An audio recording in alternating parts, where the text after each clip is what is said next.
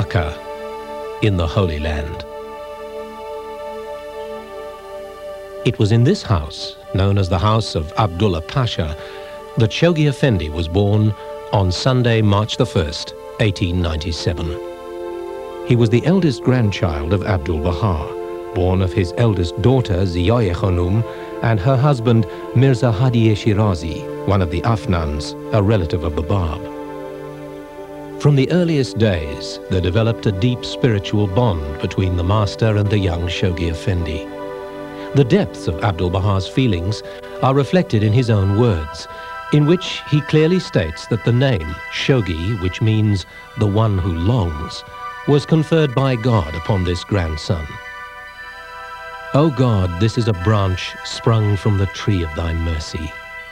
Through thy grace and bounty, enable him to grow, and through the showers of thy generosity, cause him to be a verdant, flourishing, blossoming, and fruitful branch. Gladden the eyes of his parents, thou who giveth to whomsoever thou willest, and bestow upon him the name Shoghi, so that he may yearn for thy kingdom and soar into the realms of the unseen. Amatul Baha Ruhiyya Khanum has related, Shoghi Effendi was a small, sensitive, intensely active and mischievous child. He was not very strong in his early years, and his mother often had cause to worry over his health. However, he grew up to have an iron constitution, which, coupled with the phenomenal force of his nature and willpower, enabled him in later years to overcome every obstacle in his path. The young child grew up in the protective shade of the master's household. It is told that when Shoghi Effendi was only 5 years old, he was pestering his grandfather to write something for him. Abdul Baha wrote this touching and revealing letter in his own hand. He is God. Oh, my Shoghi, I have no time to talk. Leave me alone. You said write, I have written. What else should be done? Now is not the time for you to read and write. It is the time for jumping about and chanting, Oh my God. Therefore, memorize the prayers of the Blessed Beauty and chant them that I may hear them, because there is no time for anything else. This intense love between the center of the covenant and the future guardian of the cause of God was never more poignantly expressed than when Abdul Baha embarked on his arduous 2-year-long journey to the west. Shoghi Effendi was to remain in Haifa, and although forlorn at Abdul Baha's decision, he obeyed, assured of the wisdom of the master's command. In a letter to his beloved sister Bahia Khanum, written during his travels abroad, Abdul Baha's anxiety over Shoghi Effendi is revealed. Write to me at once about Shoghi Effendi's condition, informing fully and hiding nothing. This is the best way. Kiss the light of the eyes of the company of spiritual souls, Shoghi Effendi. Under Abdul Baha's supervision, Shoghi Effendi attended the best school in Haifa, conducted by the Jesuits. He was very unhappy there. Then, in 1914, arrangements were made for him to enter the Syrian Protestant College, which had a school as well as a university. It was later known as the American College in Beirut. The Guardian entered this college when he finished high school. As a young scholar, one of Shoghi Effendi's deepest interests was geography. This is one of his earliest maps, drawn in 1914. It shows the Roman Empire. All his life, in fact, the Guardian was a prolific maker of maps, which he often used to chart the progress of the cause throughout the world. Vacations were spent at home in Haifa. During these visits, he would be in the presence of his beloved grandfather whenever possible. In January 1918, he wrote to Abdul Baha, I have resumed my studies, directing and concentrating all my efforts on them and doing my utmost to acquire that which will benefit and prepare me to serve the cause in the days to come. The war years of 1914-1918 were times of great anxiety. But in 1918, Shoghi Effendi graduated with a Bachelor of Arts degree from the American University in Beirut, and at the age of 21, returned to Haifa to happier times. Shoghi Effendi spent much time with the pilgrims, not only in the presence of Abdul-Baha, during which he eagerly obtained detailed information from them about the progress of Baha'i activities in various countries. There was the opportunity to meet with believers from the East and some of the early pilgrims from the West. This photograph shows the visit of Mr. Harry Randall and his family from America in 1919. Shoghi Effendi was now able to serve his beloved grandfather as a secretary and as translator of tablets of the Master. Wherever Abdul-Baha went, as often as possible, his beloved grandson went with him, attending an ever-increasing number of official functions or on visits to local dignitaries such as the British military governor of Haifa, General Allenby. During this period, Shoghi Effendi had the opportunity to meet many distinguished Baha'is. In this photograph are Agnes Parsons behind Abdul-Baha, and in the top row from right to left, Dr. John Esselmont and Lotfullah Hakim. Dr. Hakim would many years later serve on the International Baha'i Council and on the First Universal House of Justice. Abdul-Baha was now well served by people acting as his secretaries, and the time had come for Shoghi Effendi to continue his education abroad in order to perfect his English, to better translate the tablets of Abdul-Baha as well as other sacred writings into this language. With Abdul-Baha's blessing, in the spring of 1920, he left Haifa for England and was admitted to Balliol College, Oxford. In a letter of October the 18th, 1920, he writes, "God be praised. I am in good health and full of hope, and trying to the best of my ability to equip myself for those things I shall require in my future service to the cause. My hope is that I may speedily acquire the best that this country and this society have to offer, and then return to my home and recast the truths of the faith in a new form, and thus serve the holy threshold." During his time at Oxford, Shoghi Effendi distinguished himself as a peerless scholar of English, which he loved, and into which he was to translate the writings of the Baha'i cause to a standard which will never be surpassed. While in England, Shoghi Effendi often visited the Baha'is of Manchester, one of England's earliest communities. On November the 29th, 1921, at 9:30 in the morning, a telegram reached the office in London of Major Tudor Pole, a distinguished Baha'i. It read, "His Holiness Abdul-Baha ascended Abha Kingdom. Inform friends. Greatest Holy Leaf." Shoghi Effendi was dazed and bewildered by this catastrophic news. In a state of collapse, he was taken to the home of Miss Grand, one of the London believers, and put to bed there for a few days.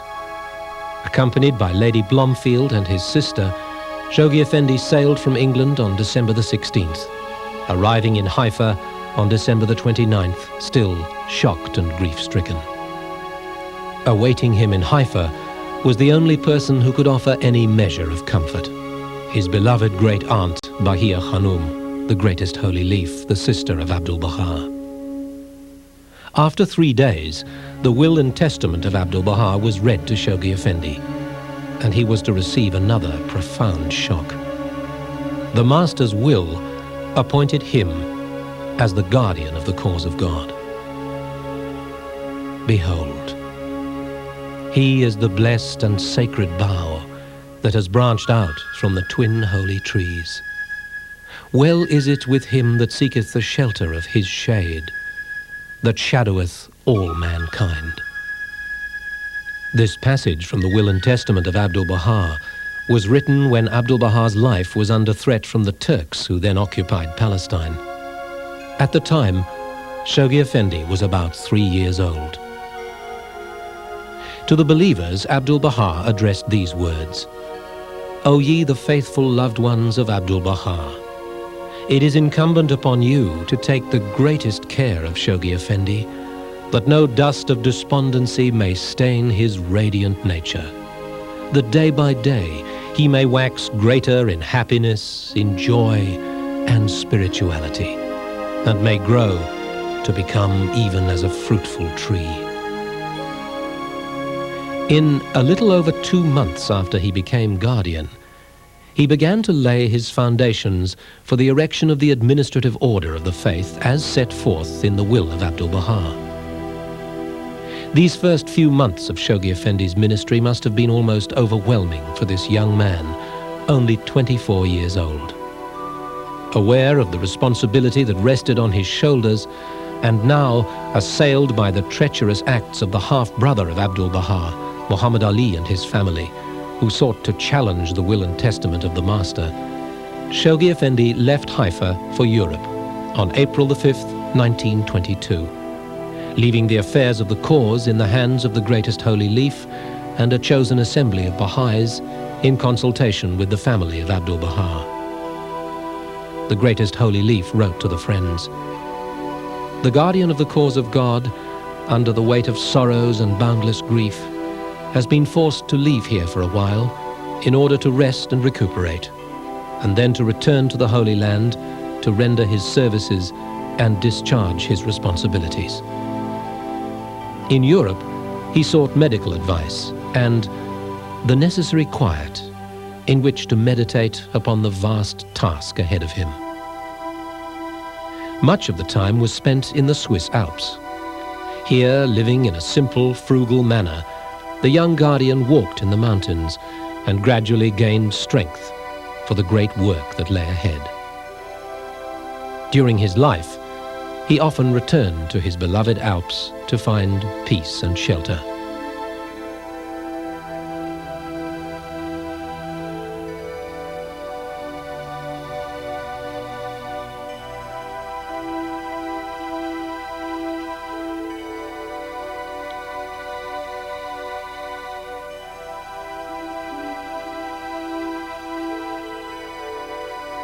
In the early days of his ministry, Shoghi Effendi held regular meetings in the home of Abdu'l-Baha, and the Baha'i world soon began to feel a new direction through the wisdom and authority of the communications that Shoghi Effendi began to issue.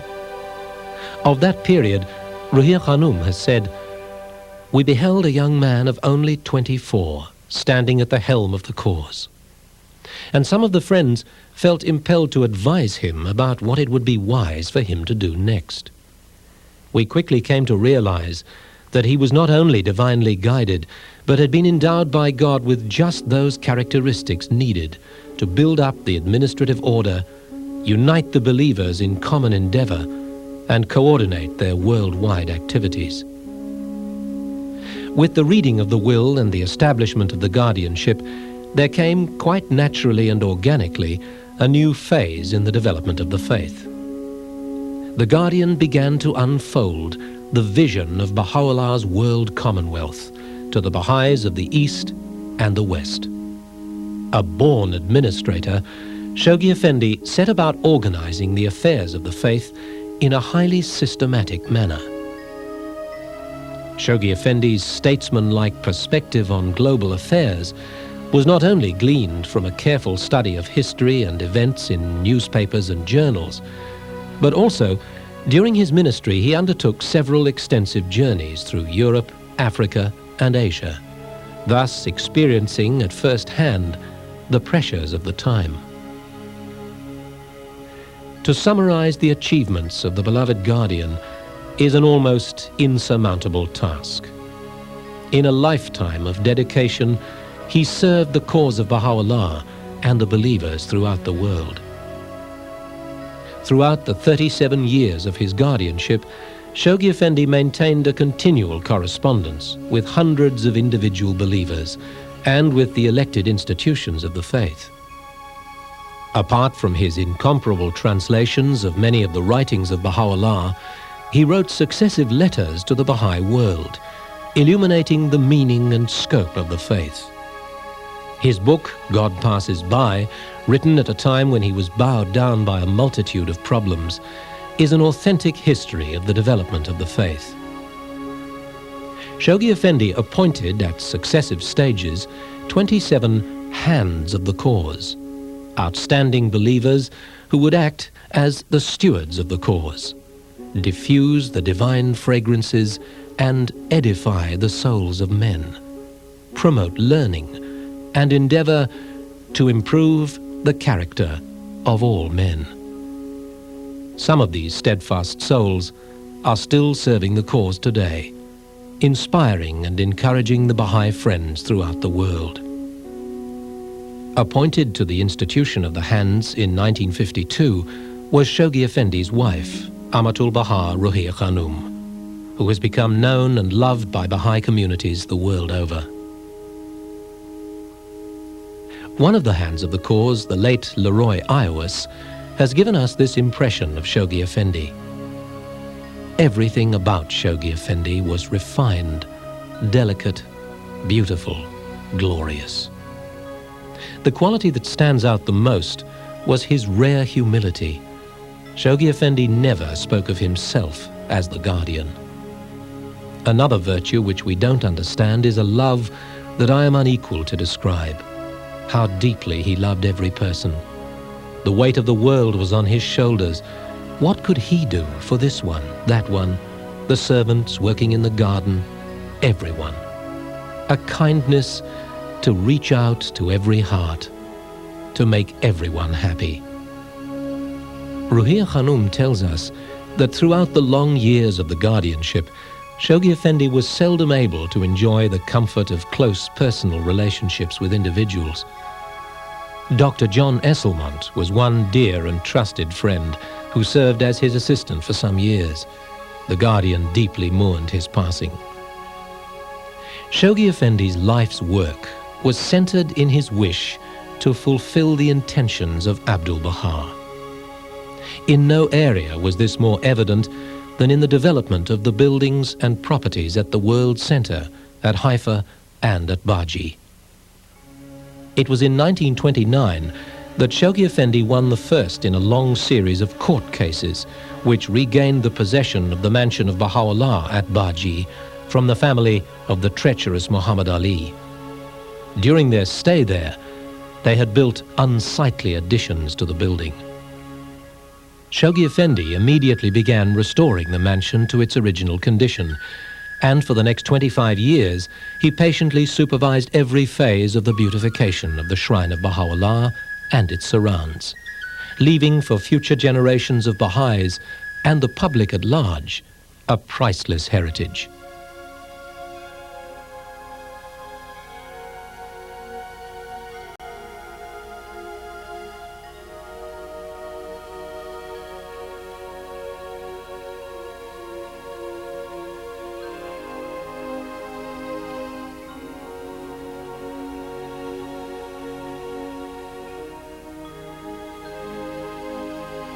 When Abdul Baha passed away in 1921, the Bab's resting place was a simple stone structure on the slopes of Mount Carmel. According to the wishes of Abdul Baha, Shoghi Effendi supervised and directed the design and construction of an exquisite superstructure, befitting the shrine of the martyr prophet of the Baha'i faith.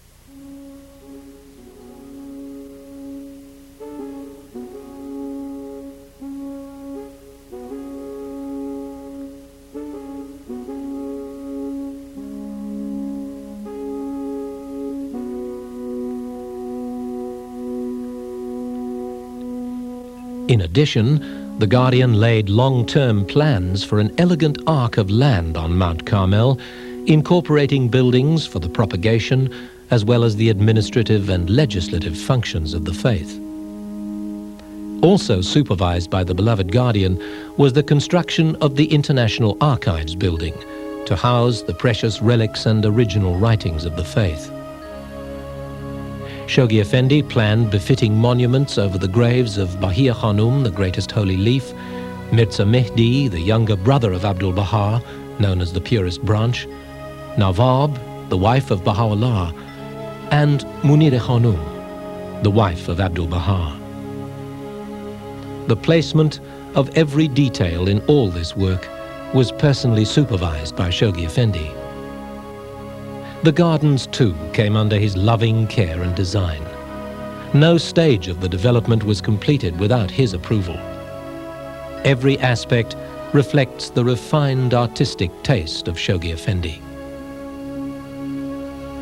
In 1953, after many years of patiently nurturing the institutions of the faith, Shoghi Effendi unfolded to the Baha'i world a great global plan for the expansion and consolidation of the Baha'i faith.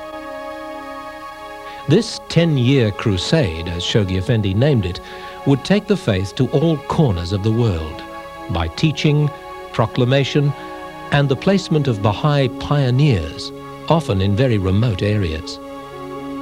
It included the building of houses of worship in Australia, at Mona Vale near Sydney, in Africa, at Kampala in Uganda, and in Europe, at Langenheim in Germany.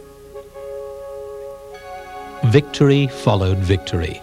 The culmination of this great plan was to be the celebration of the centenary of the Declaration of Baha'u'llah in 1963.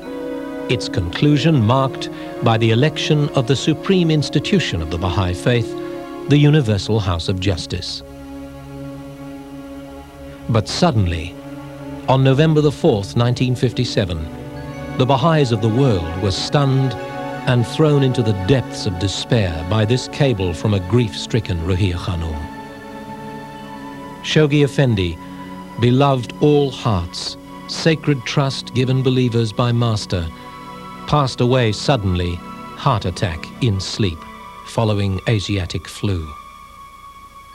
Urge believers remain steadfast, cling institution hands, lovingly reared, recently reinforced, emphasized by beloved guardian. Only oneness of heart, oneness of purpose, can befittingly testify loyalty all national assemblies and believers to departed guardian, who sacrificed self utterly for service faith.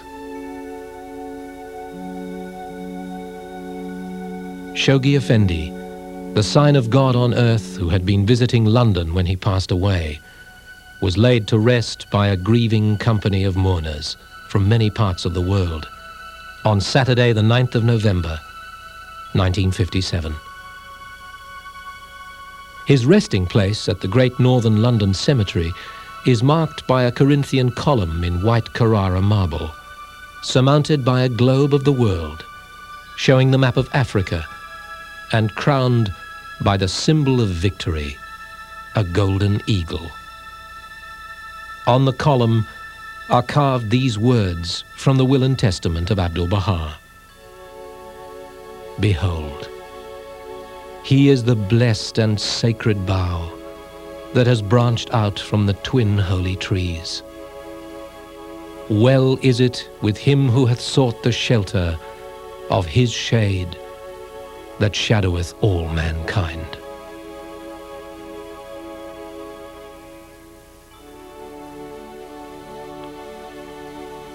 Salutation and praise, blessing and glory rest upon that primal branch of the divine and sacred lote tree, grown out, blessed, tender, verdant, and flourishing from the twin holy trees, the most wondrous, unique, and priceless pearl that doth gleam from out the twin surging seas.